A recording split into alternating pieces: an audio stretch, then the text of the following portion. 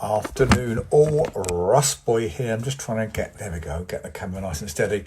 Good afternoon, Russ, Coach Russ, in fact, from the Right Coach, and just want to have a chat with you about cravings because it's something that's coming up quite a lot with clients, and really want to get a handle on perhaps why we have cravings, how we deal with cravings, how can you lose weight and have cravings? Do you have to hold those cravings down, ignore them? Could you embrace them? So lots of questions around cravings, and I suppose the place to start is when Steve, I think it was Steve who came to me and said, I'm just struggling, I'm never going to lose weight, I keep getting cravings for chocolate. And it's actually a common one, chocolate, that we all believe that no one else gets it. It's just us, just me, I'm the only one who craves chocolate, that's why I can't lose weight. So there's a couple of issues there. We've got to think really about why we're not losing weight. The craving's almost pointless. It doesn't really matter. It's not the craving that's keeping us overweight, fat, obese. It's what that food does to us. So when I first look at cravings with a client, and depend where clients meet us at the Right Coach, because sometimes they meet us and we just put them on a kickstart program for 3 weeks or for 2 weeks just to see where they're at.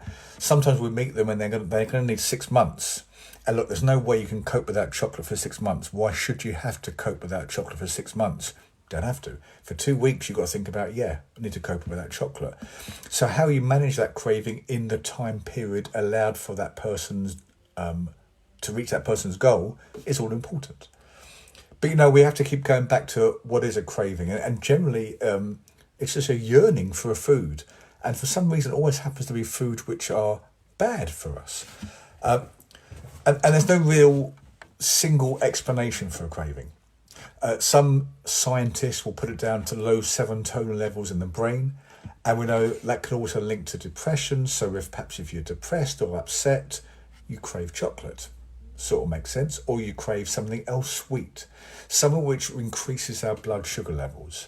And that's the thing, because the blood sugar levels then trigger a more addictive hormone in the brain, and also release like a happy hormone. So that sugar glucose hit you get when you consume something like chocolate releases happy hormones, and therefore you think, the brain thinks, I enjoyed that, we'll do it again. And you keep going back to it, you keep doing it again. So you need to think about allowing these things to happen. You can't control what goes on in the brain, you can't control cravings. But what you can do is then work out how you deal with that food, how you accept that as part of your long-term diet. So, first thing to think of is, am I allowed to eat the thing I crave for? And the fact is, if you're not allowed to eat it, long term you will fail. Because there's no way on this earth, let's look at my cravings. I just love bread. Just love bread. If I thought I could never eat bread again, I would eat loads of bread, always. Because I think, I can't maintain a healthy lifestyle and keep my weight at the right level without having bread in my life. Got to have it. And that's the same for you perhaps with chocolate, to an extent alcohol a little bit, and other things on the unhealthy side of what maintains your weight for you. So once you understand you can have it, it's how we portion it, how we put it into your diet, your lifestyle, so that long term, I can always have bread. I can't have bread with every meal. I can't have bread every day, if I'm honest. But can I have it once or twice a week with certain foods that I know it goes well with? Yeah, sure I can. But I need to make allowances in my diet that allow me to slot it in at some point in the week. So there's always a play-off here. You've always got to give something up, I'm afraid. You can't, look, if you want to keep doing, and I want to repeat this over the weeks and months of talking to you, if you keep doing the same as you're doing now and expect to get the right results, then the definition of that is insanity.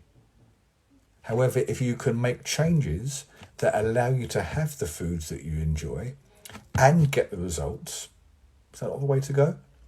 So cravings are all well and good. Cravings shouldn't be ignored. Cravings should be embraced. Unfortunately, we rarely get cravings for things which are good for us, but hey ho, that's life. So embrace it, learn how to bring it into the diet, that food you love, and accept that you can't always have it. But here's one more thing to leave you with. When you're craving something, are you actually hungry? I would suggest you're probably not hungry all the time, because things like chocolate don't generally fill you up unless you go and fill yourself up with 3 or 4 Easter eggs in one sitting. So if you're not actually hungry, how much of it do you actually need? So if the chocolate, I could come back to chocolate because it's an obvious one for most people. If chocolate is your thing and you're craving it, is not 1 square of it enough as opposed to 1 bar? Could you have 1 square of good quality chocolate per day as opposed to 1 bar a day? Because you're not looking for it to fill you up, you're looking for it to satisfy your craving. So have a think about that. If you've got any question on this, please reach out to us. Let me know. Happy to help you. And I will speak to you all, no doubt, very soon. But for now, Russ Boy out.